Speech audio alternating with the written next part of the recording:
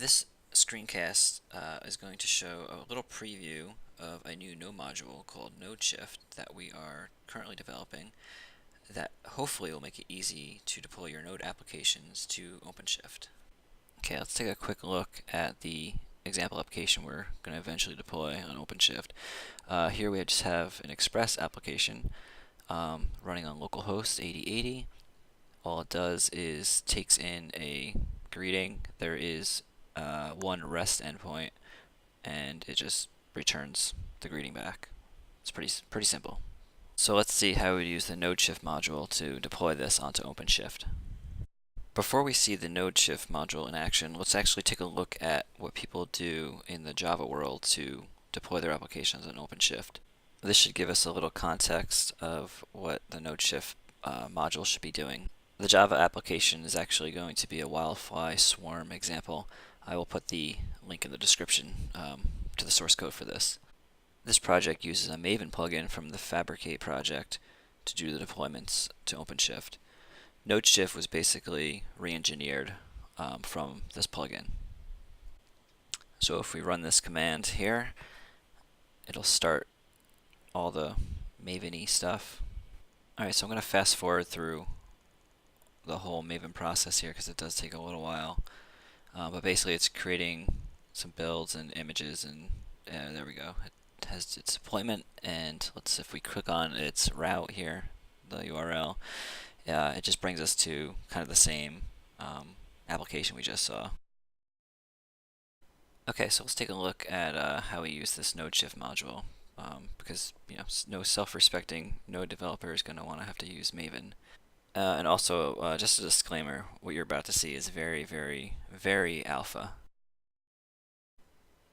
So the first thing we actually need to do is log into our OpenShift here using the OC command. Just log in, cool. And then we have to create a new project. So we're going to call it node demo for this example here. Cool, so our project gets created. Just take a quick look and see that it's empty. There's no sort of deployments or anything yet.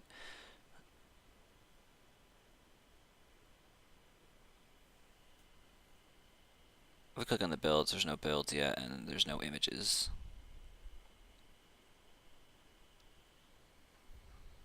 In the project, I added an npm script called openshift that runs the Nodeshift command. So I just type that in, and it starts the process.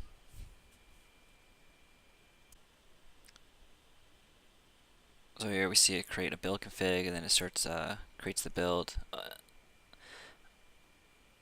Here, if we take it to look at the logs, we can see it getting built.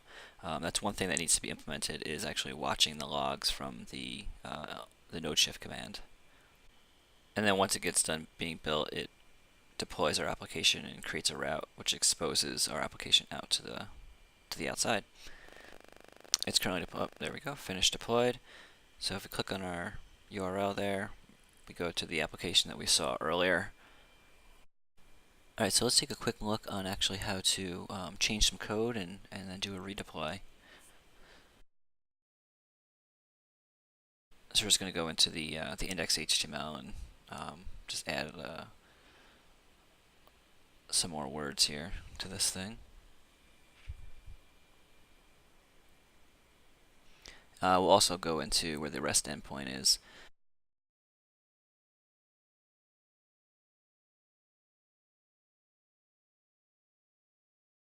We'll change hello to bonjour.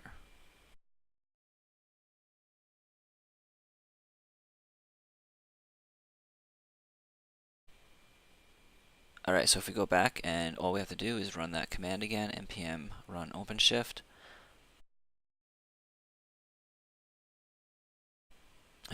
Pushes our new code up. We see it start up a new build.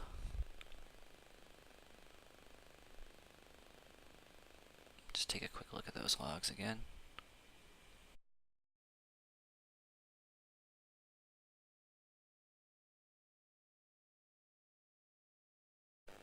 And now that it's done, we actually see that it also triggered a new deployment.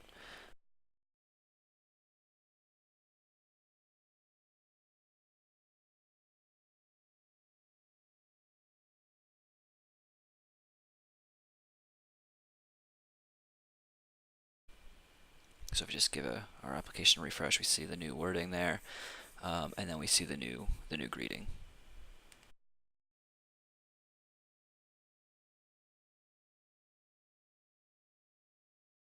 All right, so let's take a look at this code and see what some of the sort of requirements are to use Nodeshift. So here is our script that we ran before. We called it openshift. It just runs the Nodeshift binary. And then we just add Nodeshift to our dev dependencies like normal. Here we actually have to create a Nodeshift directory, and this is where we put our resource files. These create our services and our routes and our deployments. By default, Nodeshift will look for that directory and then load those YAML files in. Hopefully this shows you a little bit of where Nodeshift is going. There's still a lot that we need to add to it, and its current state is just it's more of a POC. For those interested, I will put the link to GitHub in the description.